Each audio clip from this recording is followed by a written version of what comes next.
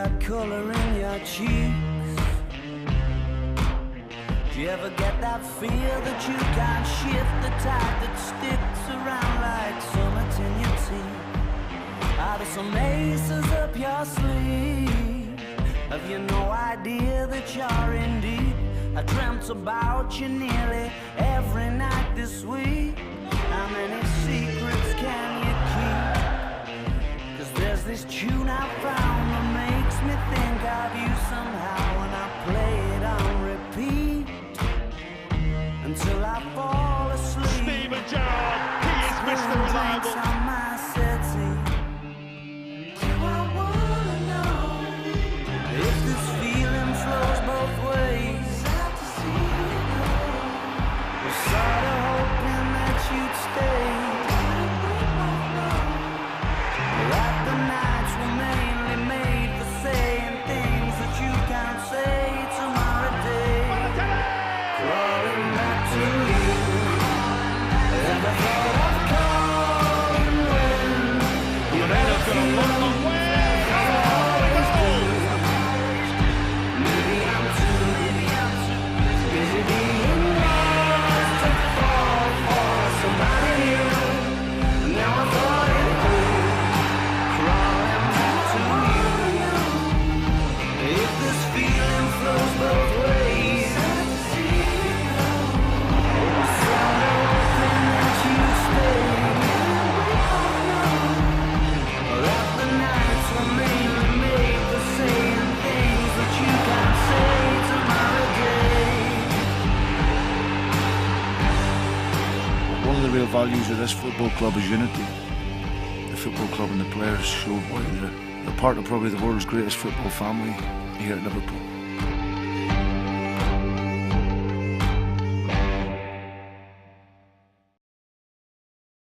Hola. My name's Paul Rogers. I work for Liverpool Football Club's media department.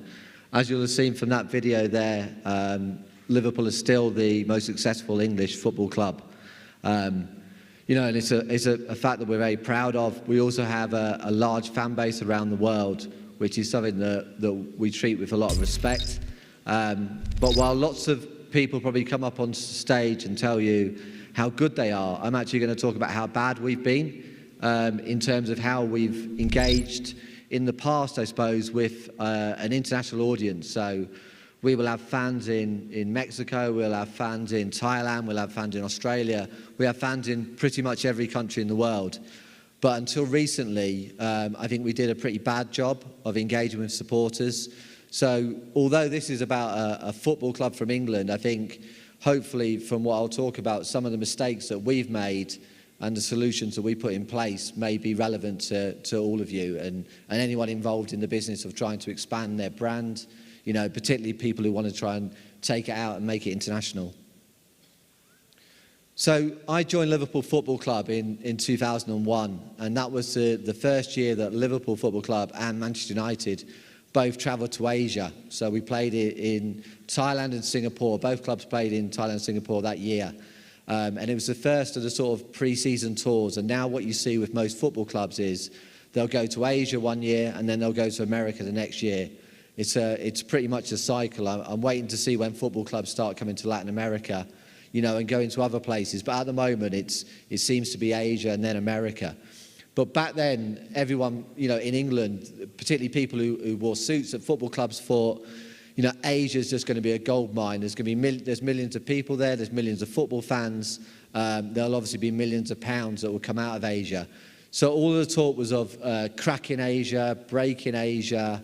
You know, they were very sort of domineering sort of words. And I think the mistake that everyone made, and I think lots of people still make to this day, Liverpool definitely made this mistake, was talking about Asia as one place. You know, it's a continent, and what works in Thailand will be very different to what will work in Vietnam, and Indonesia again will be different to Singapore. So I think the idea that you can just go and deliver one service and it will conquer a continent, I think is just completely wrong.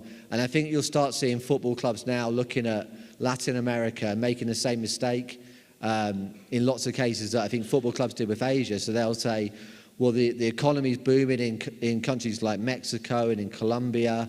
You know, there's obviously a massively passionate support in Brazil for football. And I think anyone who starts treating the whole of South America or Central America as one, you know, just one entity will get it wrong and won't really do that well. So this is where we were up until November 2012. So we had no international Twitter feeds, we had no international Facebook pages, we had no international websites. We delivered all of our content in English on an English website, and we had a little bit of a focus in China, but not that much. Now our website, liverpoolfc.com, which is our official website, is the most visited football club website in the Premier League. So everything was great, you would assume, but my view was that, you know, we had all of these fans in different places around the world, and if we were just delivering content in English, then we weren't really engaging with supporters. And if we wanted to talk to supporters and they couldn't understand what we were saying, then how could we expect them to be loyal fans, or how could we expect them to engage with us? You know, whether that was online or whether that was through financial transactions like buying shirts or attending games when we go on tour. So my view was there's a massive audience in the world that we weren't catering for by just delivering content in English. So I did some stats checking, and basically this is how it looked like. So on the left-hand side, you can see this is the traffic that was coming to our website, our official website. 7 of the top 10 countries all speak English. Malaysia, English is very well spoken there as well. And then Sweden and Denmark, you know, Western European countries where English, again, is well spoken. But then when we looked at the same time on Facebook, and Facebook, you can change the settings, obviously, to whatever language you're in. So we found that 8 of our top 10 countries actually weren't English speaking at all.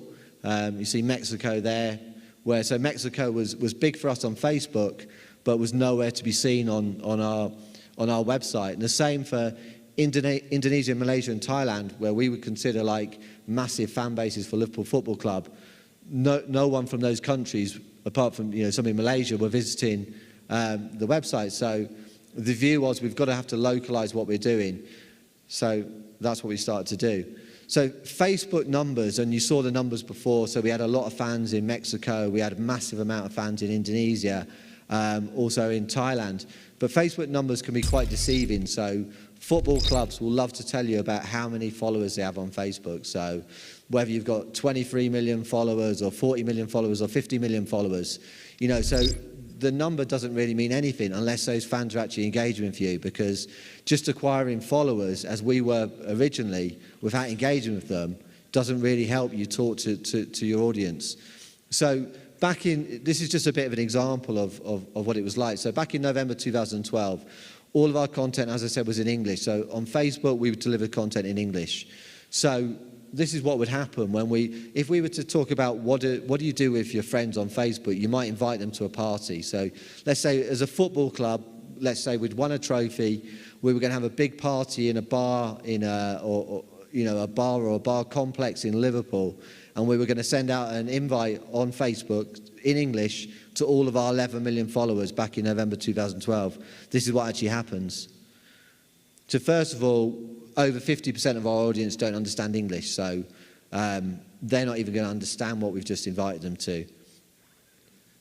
Next up, the time we were posting content was the wrong time, so we could post content at 9 o'clock in the morning in England, and it'll be 3 o'clock in the morning in Mexico. So we certainly weren't, you know, our messages weren't even being seen by lots of our fans. You know, the same goes for Thailand. We could post something at 6 o'clock and it would be midnight over there. So we were definitely losing a lot of people there. The location, so we were going to invite people to come to celebrate with us about a trophy we just won in a bar in Liverpool. Well, how many fans from Australia or Vietnam or Argentina were going to come over for that? So the message wasn't relevant.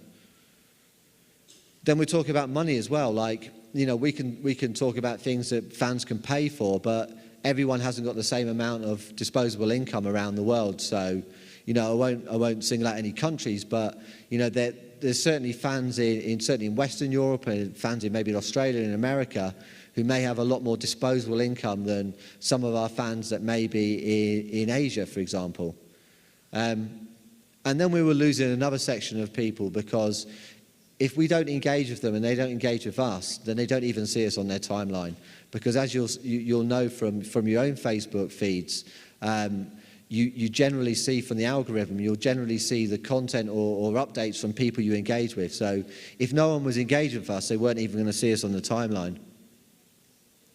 And that's basically where we got to. So we looked at it and said, well, if we've got 11 million followers on Facebook, but we can't reach those followers, and they're not actually much use to us. And it was at that point that we started to say, instead of thinking big all the time and thinking we're going to tackle Asia or we're going to tackle the whole world, dealing with English, then we'll look at it differently and we'll start to think a bit smaller and to start to segment our audience a bit more. So what we had to do first off was identify the right countries that we would start looking at, because as I mentioned before, Liverpool Football Club have got fans all over the world. So we probably have got fans in every country in the world. We can't actually deliver content in every country in the world. Just the financial restraints of that. It's an expensive business just to deliver content everywhere. So we had to pick the right countries. So I think one of the first things we looked at was where do we have the most fans and where is language a barrier? So for example, Thailand and Indonesia were two of our biggest fan bases. Language was certainly an issue there, so those countries were picked out. Which countries offer the most opportunities commercially? So we live in a world of financial fair play. All football clubs in UEFA have to earn more than what they actually spend, otherwise they'll get penalised. So every bit of money that we earn, we try and invest back into the football team. So we have to look at this from a commercial viewpoint as well. So our partnership teams who are going out and getting sponsors, whether that was for the shirt or regional deals, were looking at certain countries. So we talked to them and said, okay, well, what countries are your biggest markets that you're really trying to target at the moment? And so we started to engage with those countries. Where language isn't an issue, where can we localize content? I think in America, for example, and Australia, different time zones. So we obviously wanted to deliver content in a time zone that fitted them. And also, in lots of countries, it might be that there isn't fans everywhere. So if you're in Liverpool or you're in England or in Thailand or Indonesia, lots of people will be Liverpool fans. But if you live in Australia, you might not know that many because it's such a big country. With people spread out so much. So we wanted to try and connect people, and that's one of the things we tried to do. And then are there new markets that we can open up? So India, for example, is not a traditional football market, but it looked like a new market where football was growing. Even America, where we've seen over the last 4 years an amazing sort of transformation in how football's taken off, and the NBC deal has brought football out, so we saw with the World Cup as well. So America, even though it's a very established country, I don't think it was an established soccer country.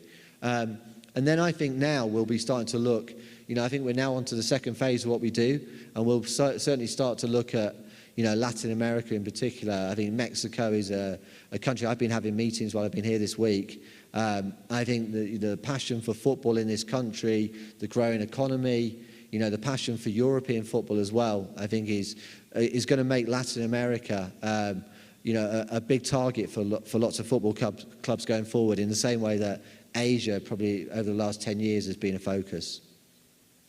So what did we do? Well, we basically said, well, we'll have a 3-step plan for localization. We wanted to get our content out there in the quickest way we could, in the most cost-effective way we could. So I think we started with Twitter in most countries. In most countries, Twitter is widely available. It's widely used. In China, we operate slightly differently because it's banned there.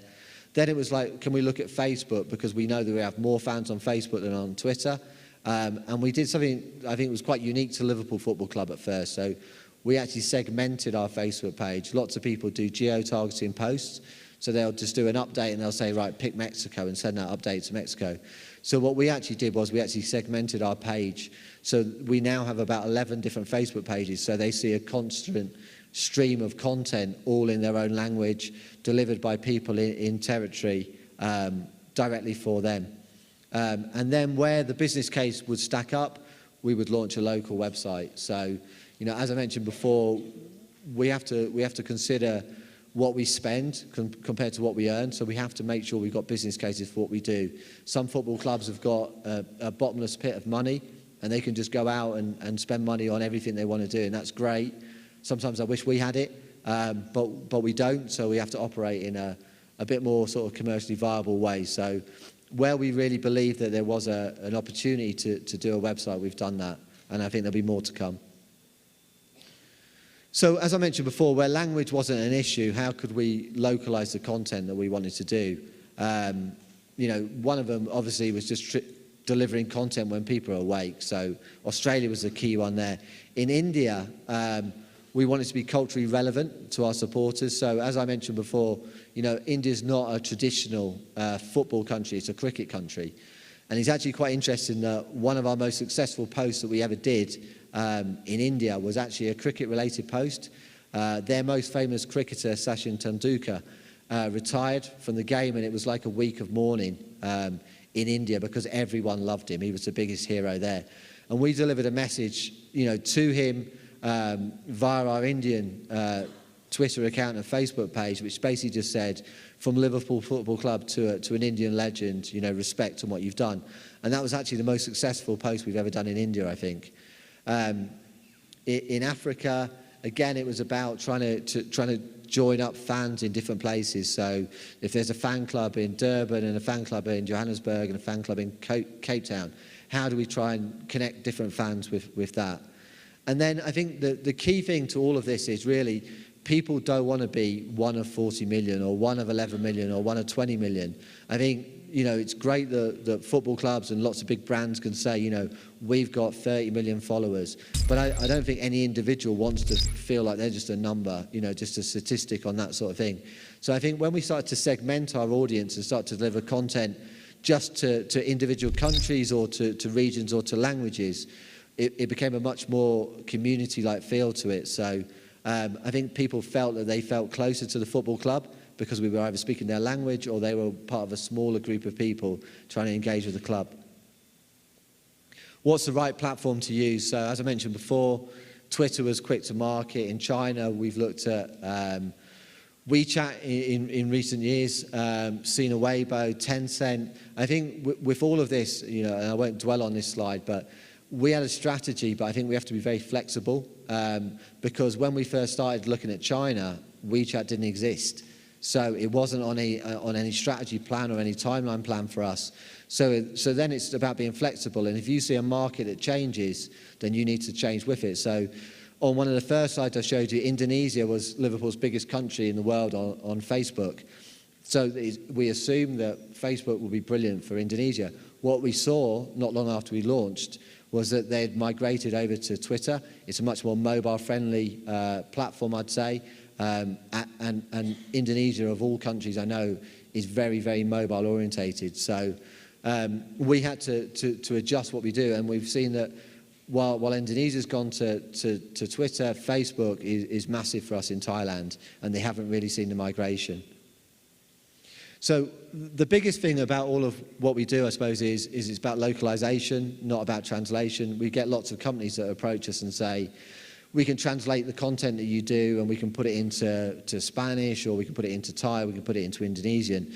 And I think we didn't really want to do that. We've seen most people fail when they've just translated content. And there's lots of reasons for that. You know, if Liverpool are playing a game on Wednesday night and we've got some spare tickets left for the game, there's no point us telling fans in Mexico to come down to the ground early because they can get a ticket for the game. Or if we've got one of our legends play or signing copies of a new book in our city centre store, again, there's no point telling fans in Vietnam, you know, to come down. So it's about localization. And I think the people who understand the market best are the people who live in the market. So any one of you in this room would know Mexico better than me, and any one of you would be better to help us engage with our audience in Mexico rather than having people in England who think they can translate into Spanish.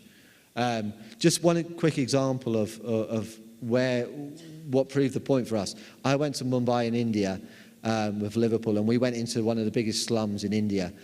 And we took out 2 kids out of the slum who had absolutely nothing. That they lived in a shack, they didn't have beds, open sewers everywhere. And we took them out of that slum and we gave them professional football coaching and we gave them education. And I wrote a very long article about it, and we published it on the Liverpool website, and lots of pictures of their environment, where they live, you know, cattle walking around, open sewage, and their barren surroundings of where they lived. And we published it, and we explained what we did and how we changed their lives, and we'd given them education, given them football, given them kits, and we did something really good. And that went down brilliantly. Like, lots of people thought that's a really, really good gesture from Liverpool Football Club to go in to a slum in India, thousands of miles from where our football club is, and change the lives of these two kids. I say it went down well everywhere. It didn't go down well in India. In India, they hated it. So their view was that Liverpool had never engaged with India before, and now we've just presented our version of India to the rest of the world. So we've shown a slum, we've shown open sewers, we've shown these kids who live in shacks, and they were saying, well, that's not the image of India that we want to show to the world. You know, and we've got lots of, you know, people in India who've got lots of money. I think there's more millionaires in Mumbai than there is anywhere else in the world. But it was a story, and it told a better story, I think. But I was an outsider looking in on that. And what I've been told, because we now do a lot of engagement in India, I said if we run that story now, or we did that now, it'd be really well received. It's just that they didn't want that to be the first image that we would present to the world of India. And I think that summed up the fact that what we need to do was localise, and we had to have people in the market. So this is where we are today. I think we've seen, you know, quite a big transformation in terms of what we've done. We now have 20 international Twitter feeds, which is more than any other club.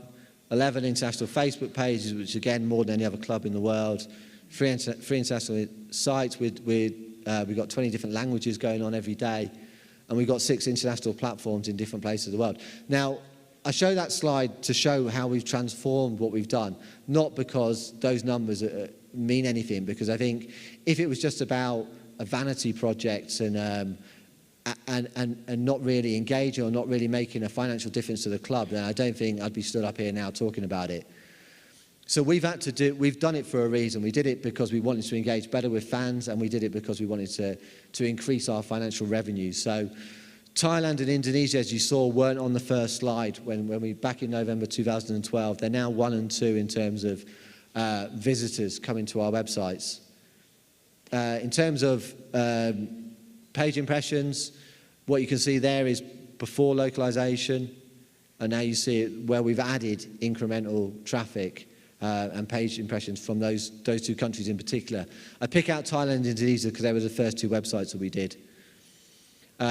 Facebook, again, I said that what we were doing, we were segmenting our page and then delivering content, and what we've seen is a massive growth. So the dark red is actually where we delivered it all in English to the whole world, and then as you can see, we started to take more countries away from it and start delivering local content, and we now actually deliver localized content in more countries to more people than we do in English now. And this is about engagement on Facebook. So I think the industry standard for Facebook for anyone, whether it's Miley Cyrus, Justin Bieber, Ronaldo, Real Madrid, is about 0.5% engagement on your post. When we talk about engagement, we're talking about likes, shares, and comments. So you have to actually do something. So you put out a post, and then your engagement percentage will be the percentage of all of your followers who've engaged with that post. So we picked out a game we played against Manchester United last year. Liverpool won. It was at Manchester United, so Liverpool were definitely going to do well that day on Facebook. But we weren't prepared for how well we did. So Arsenal were the best performing club apart from Liverpool on that day, and they had 3.4%. And when you consider 0.5% is probably an industry standard, 3.4% is very good. Our Portuguese one, Facebook page that we have for Brazil and Portugal, scored 7.5%. Our global page, which was going out to everyone where we hadn't segmented it, scored 9.7%. Vietnam scored 28%. And Thailand scored 127%. Now that's a ridiculous number, and that's because of how people engage on Facebook in Thailand, but we were delivering content in the way they engage. So, But, you know, your percentages can be a bit deceiving, I think, because you could say, well, if you've got 2 followers and 1 engages, and you've got 50% engagement. But just to prove that that wasn't the case with Thailand, this is what it looked like. Our Thailand page had 1.7 million followers at the time. We're now up to, I think this is March of this year, we're now up to 3.6 million in Thailand, so it's growing at a really quick pace.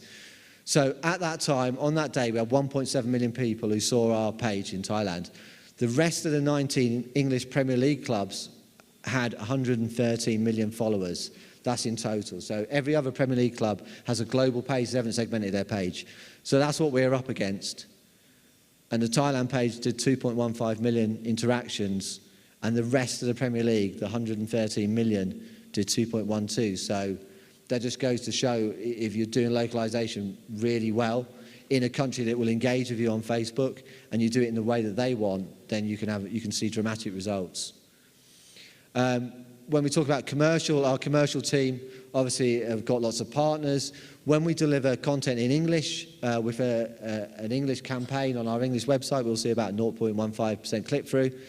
Once we localize that content and then geo-target it to the audience, whether if we had that in Spanish and we geo-target it to a Mexican audience, then I think we're seeing about 0.3%. So we're seeing double in terms of click-through. But when we actually put localized content around the adverts, so it's not just putting a geo-targeted message to say Mexican fans on an English website. When we actually, if we were to launch a Spanish website, which is what we're going to do next, then that's when we would look at it and we would see much higher engagement. In terms of revenue, we've seen the more engaged fans, they'll spend more. So we've seen in countries where we've started engaging locally with fans, our revenue that we'll take from our online store will go up, because we all believe that a more engaged fan is a more valuable fan. And then I suppose, you know, this is 3 things that I suppose we've learned. Localize rather than translate. Local knowledge is everything. Chase genuine engagement, not just numbers. So it's not been about just buying followers or just boasting about how many followers you've got on any social media platform. It's about the actual engagement with them. And then finally, be patient. A one-size approach doesn't fit everyone. And that goes for fans as much as it goes for the people that I work with. So, you know, the way that we may work in the UK will be quite different to potentially how people will work in Thailand, and maybe different to how someone works in Brazil. And I think you just have to be patient with what you do. And that's pretty much it. I mean, one thing I will say is this is the approach we've taken at Liverpool Football Club. By no means am I saying it's the right approach or it's the only approach to take. It's what we've done, but you know, I'm sure that lots of other people will do things different ways and have, you know, great success as well. That's just how we've done it.